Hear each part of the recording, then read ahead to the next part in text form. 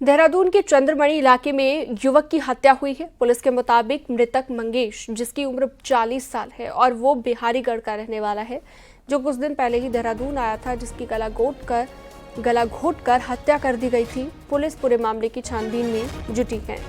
Police का ये भी कहना है कि मृतक मंगेश पर 2 मुकदमे दर्ज हैं, जो कोर्ट में चल रहे हैं।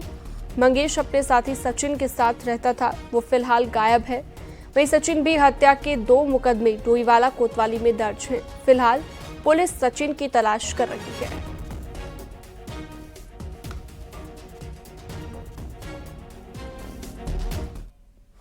अल्मोड़ा के चौखुटिया में जा रही एक बोलेरो गाड़ी मोहान के पास खाई में गिर गई, जिसमें ड्राइवर की मौत हो गई, जबकि उसमें सवार 4 लोग घायल हो गए। घायलों को रामनगर अस्पताल में इलाज के लिए भर्ती कराया गया है।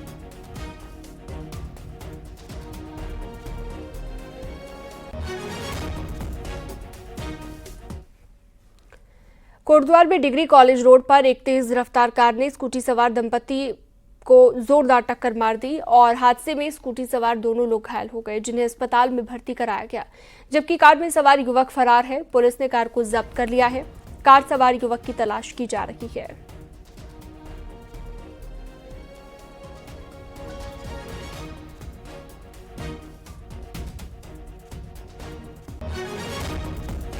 डिग्री कॉलेज की तरफ से पदमपुर लालपुर की तरफ जा रहे थे और वो बहुत ही स्पीड में आया वो हमारे साइड में और ने सीधा आगे ठोक दिया, जिससे वो रुका भी नहीं। फिर भी वो तो हम उसके आगे नीचे आने से बच गए। फिर वो भाग गया, दुकान नहीं, वो रुका नहीं, वो भाग गया सीधे। मुख्यमंत्री पुष्कर सिंह धामी अपने एक दिन के दौरे पर हल्द्वानी पहुंचे हैं। मुख्यमंत्री कई विभागों के विकास कार्यों की समीक्षा कर रहे हैं। साथ ही मुख्यमंत्री का हल्द्वानी में बने पहले सिटी फॉरेस्ट पार्क के उद्घाटन का ये कार्यक्रम है। ये सिटी पार्क तकरीबन 1 करोड़ की लागत से बनकर तैयार हो रहा है। इस सिटी फॉरेस्ट पार्क के शुरुआती फेज का काम पूरा हो चुका है। सिटी फॉरेस्ट बनने के बाद लोगों को घूमने के लिए एक बेहतर जगह मिल पाएगी। मुख्यमंत्री थोड़ी सी देर के बाद इस पार्क का उद्घाटन करेंगे। मुख्यमंत्री अपने दौरे के दौरान इंडियन मेडिकल एसोसिएशन के कार्यक्रम में भी शिरकत करेंगे। निकाय चुनाव के ऐलान से ठीक पहले मुख्यमंत्री का कुमाऊं के प्रवेश द्वार हल्द्वानी का ये खास दौरा महत्वपूर्ण माना जा रहा है। तो सीएम पुष्कर सिंह धामी को लाइव आप देख रहे हैं। इस वक्त फॉरेस्ट ट्रेनिंग इंस्टीट्यूट पहुंचे हुए हैं।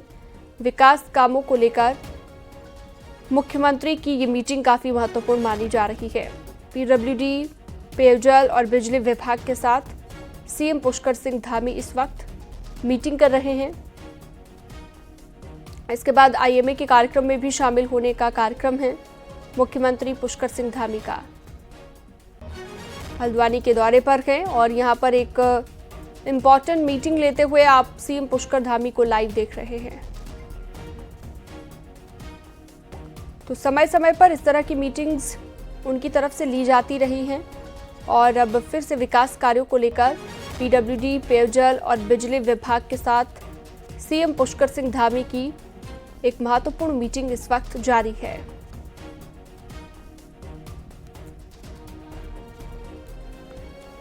और इसके साथ ही ये भी माना जा रहा है कि निकाय चुनाव के ऐलान से ठीक पहले मुख्यमंत्री का कुमाऊं के प्रवेश द्वार हल्द्वानी का ये दौरा खासा महत्वपूर्ण है।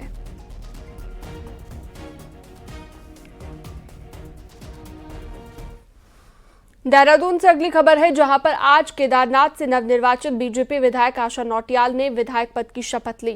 स्पीकर रितु खंडूरी ने आशा नौटियाल को विधायक पद की शपथ दिलाई। इस दौरान सीएम पुष्कर धामी और बीजेपी के प्रदेश अध्यक्ष महेंद्र भट्ट मौजूद रहे। इस मौके पर सीएम धामी ने कहा, केदारनाथ की जीत सनातन की जीत है और इस जीत से केदारनाथ में विकास को बल मिलेगा। वहीं निशाना साधते हुए कहा कि भ्रम फैलाने वाले और क्षेत्रवाद फैलाने वालों को जवाब मिल गया है।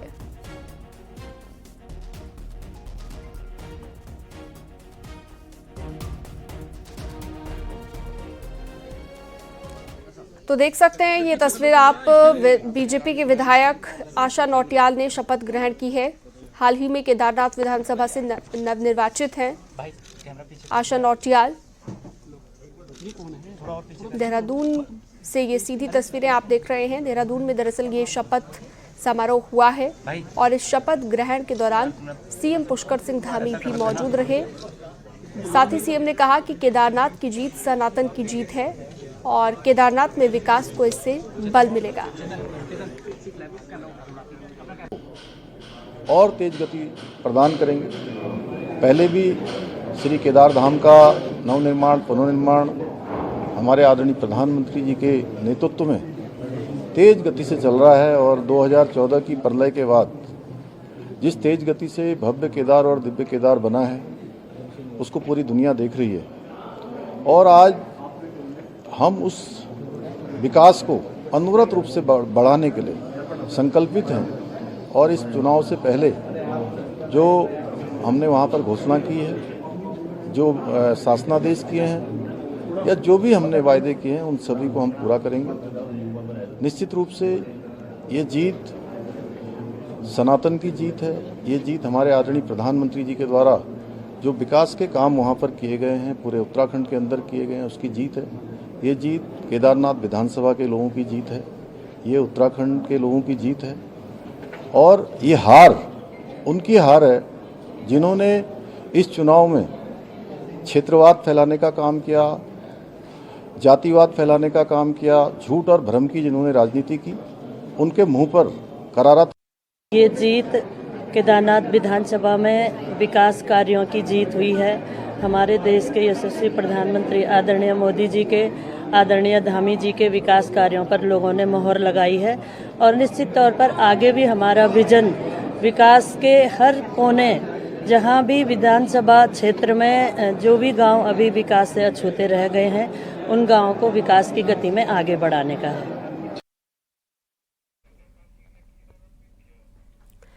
वहीं इसके बाद बीजेपी विधायक आशा नौटियाल का बीजेपी ऑफिस में स्वागत किया गया। बीजेपी प्रदेश अध्यक्ष महेंद्र भाट, संगठन मंत्री अजय कुमार ने माला पहनाकर उनका स्वागत किया। विधायक आशा नौटियाल ने जीत के लिए पार्टी, सीएम धामी और प्रदेश अध्यक्ष के साथ केदारनाथ की जनता का आभार जताया है।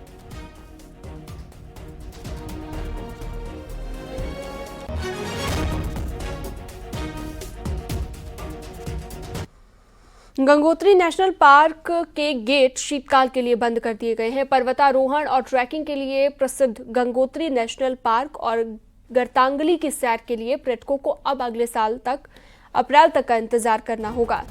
इस साल 29,897 देसी विदेशी पर्यटकों ने पार्क की सैर की है, जिनसे पार्क प्रशासन को 76,17,800 रुपए का राजस्व मिला।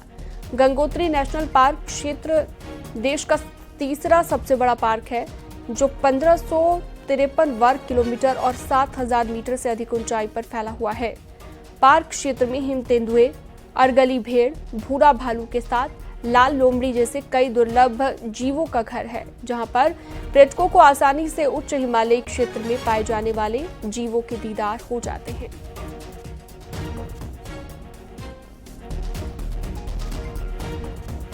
आज गंगोत्री राष्ट्रीय पार्क के समस्त गेट आज समस्त पर्यटकों के लिए बंद कर दिए गए हैं और जो इस बार गंगोत्री गौमुख जो पर्यटक गए हैं वो 10,000 से ऊपर और हमारे जो ये क्या उसका नाम केदारताल वाले में 7,500 से ऊपर 750 से ऊपर और गर्तांगली में भी हमारे जो 17,000 से ऊपर गए आदमी।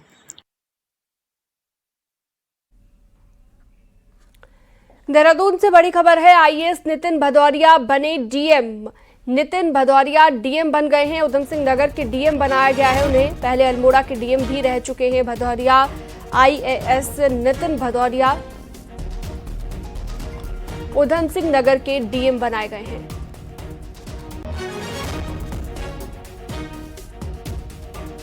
रुद्रप्रयाग जिले के देवल गांव में पिछले एक हफ्ते से गुलदार का आतंक बना हुआ है। हालात ये हो गए हैं कि शाम होते ही गुलदार बस्तियों के आसपास देखा जा रहा है।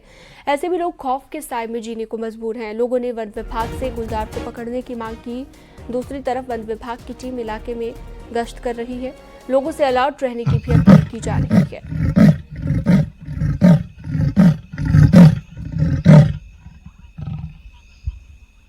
और घर के आसपास की झाड़ी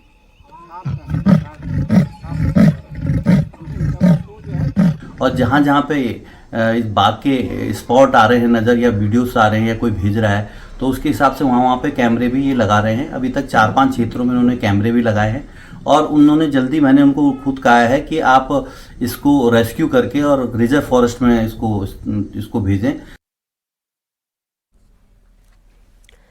पौड़ी में गुलदार समेत अन्य जंगली जानवरों के हमले लगातार बढ़ रहे हैं। ऐसे में अब नौनिहालों को इस हमले से बचाने के लिए एक वन विभाग और जिला प्रशासन ने मिलकर स्कूल बुक में एक पाठ मानव वन्य जीव संघर्ष की घटनाओं की रोकथाम और बचाव के लिए शामिल किया है।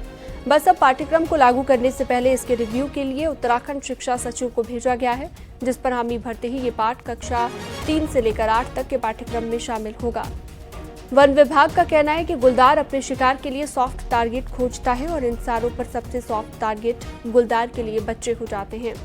ऐसे में बच्चों को जागरूक करने के लिए किताबों में एक पाठ शामिल किया जा रहा है।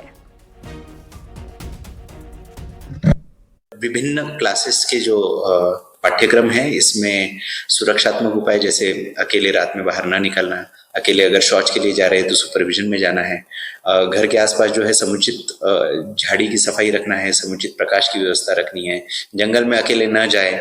ये जो सुरक्षात्मक उपाय हैं एक पिक्चर फॉर्मेट में, ताकि बच्चों को आसानी से समझ आए, इस फॉर्मेट में हम लोगों ने जो है इंक्लूड करने का प्रयास किया है।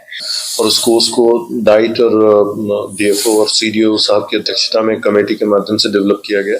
तो उस पर्टिकुलर कोर्स को हम लोग ट्राई ये कर रहे हैं कि हम अपने स्कूल्स में लगातार सभी बच्चों को क्लास 3 से क्लास 8 तक के बच्चों को कहीं ना कहीं सेंसिटाइज किए जाने या बाघ से संबंधित सुरक्षा और उपाय लिए जाने को लेके उन्हें हम लोग एजुकेट करने का प्रयास कर रहे हैं।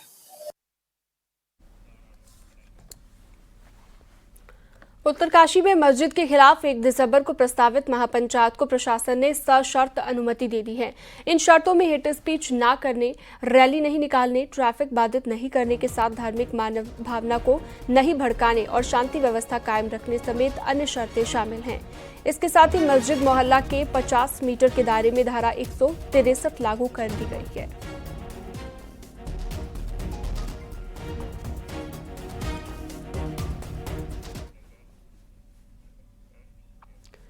उत्तराखंड में इन दिनों स्थानीय और बाहरी लोगों का मुद्दा गरमाया हुआ है, लेकिन आज भी यहां पर कई गांव ऐसे हैं जो दशकों से मुस्लिम बाहुल्य रहे हैं। इतना ही नहीं, वो अब उनकी बोली, रहन सहन सब कुछ पहाड़ की तरह ही हो गया है। एक रिपोर्ट आपको दिखाते हैं।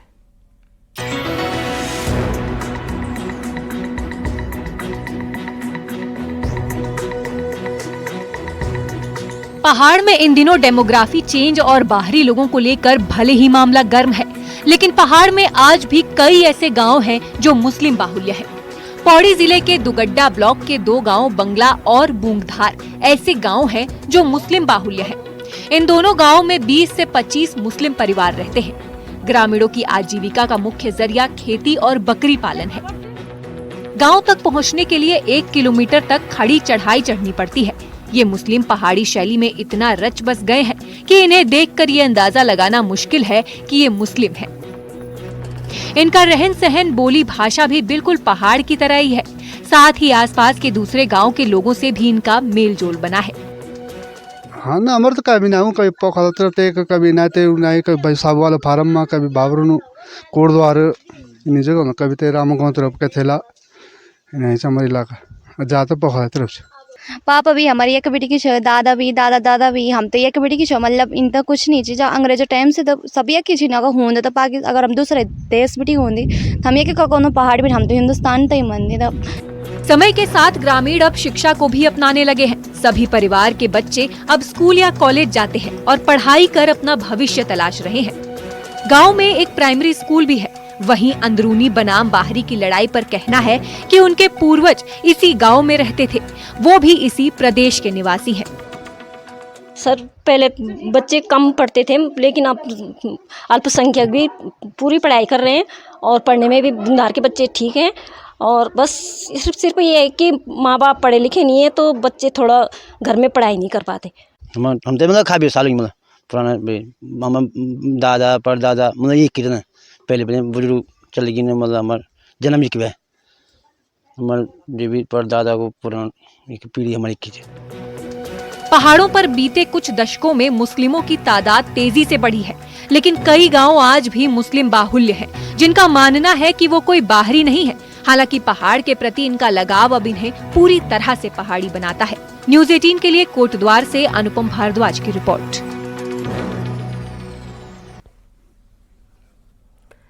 उत्तराखंड विधानसभा को डिजिटल विधानसभा बनाया जा रहा है। मुख्यमंत्री पुष्कर धामी ने शनिवार को विधानसभा के रिनोवेशन के काम का निरीक्षण किया।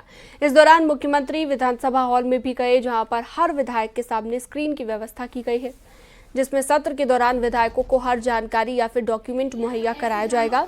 इस दौरान स्पीकर ऋतु खंडूरी भी यहां पर मौजूद रहे।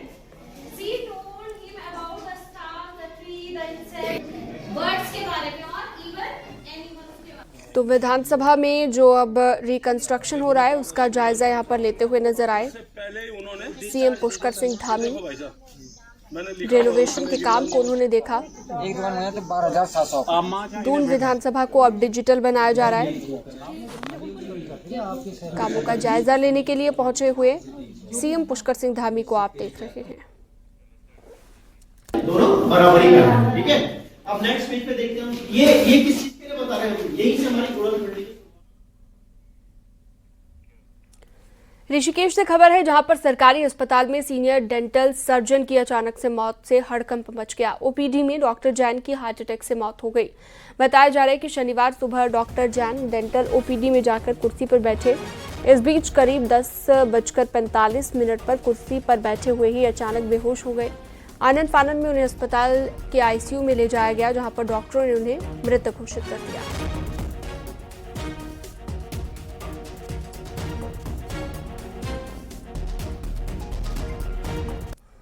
ऋषिकेश में स्कूली बसों की ओवरस्पीड और नियमों के विरुद्ध चलने की शिकायत पर एआरटीओ ने जगह जगह पर औचक चेकिंग अभियान चलाया है, जिसके तहत 27 गाड़ियों का चालान काटा गया, जबकि 2 गाड़ियों को सीज किया गया।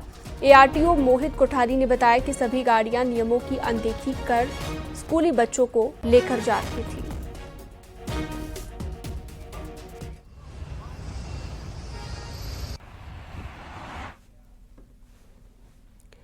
ऋषिकेश में आश्रमों की वेबसाइट के नाम पर रोज लाखों की साइबर ठगी हो रही है, जिसका शिकार देश विदेश से आने वाला हर पर्यटक हो रहा है।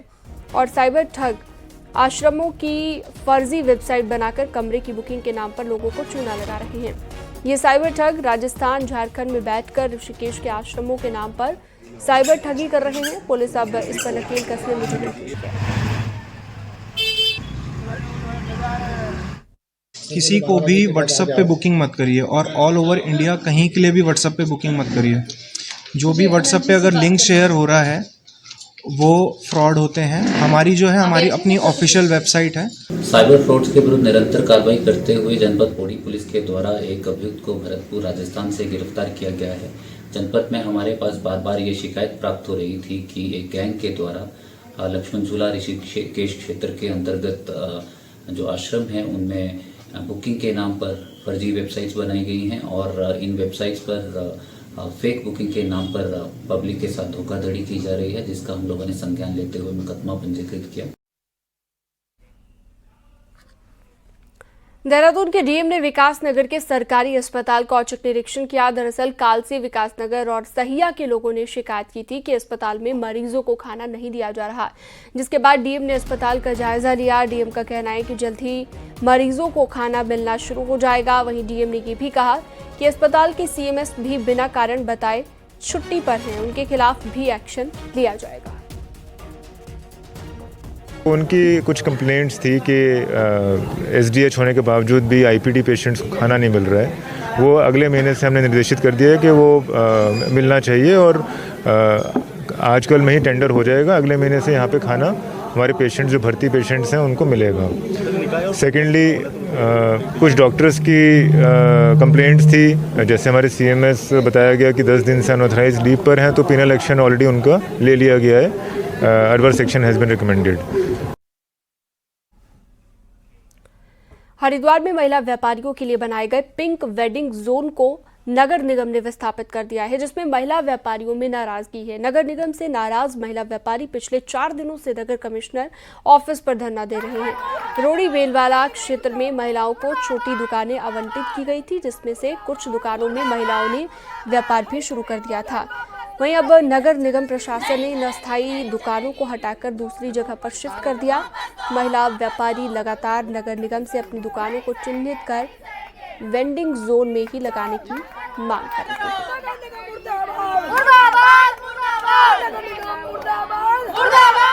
हम लोग यहाँ 3 दिन से धरने पे बैठे हुए हैं। हमने शासन प्रशासन सबसे गुहार लगा के हम थक गए हैं।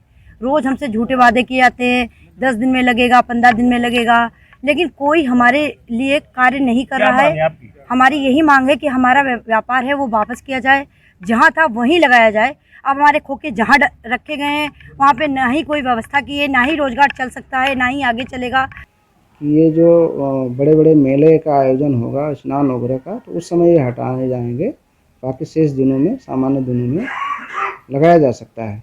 तो उसी के तहत हम लोगों ने रिपोर्ट बना दिया है प्रशासक महोदय के लिए। जैसे अनुमति आ जाएगी तो हम लोग आगे की कार्रवाई पुनर्स्थापित करने की कर देंगे।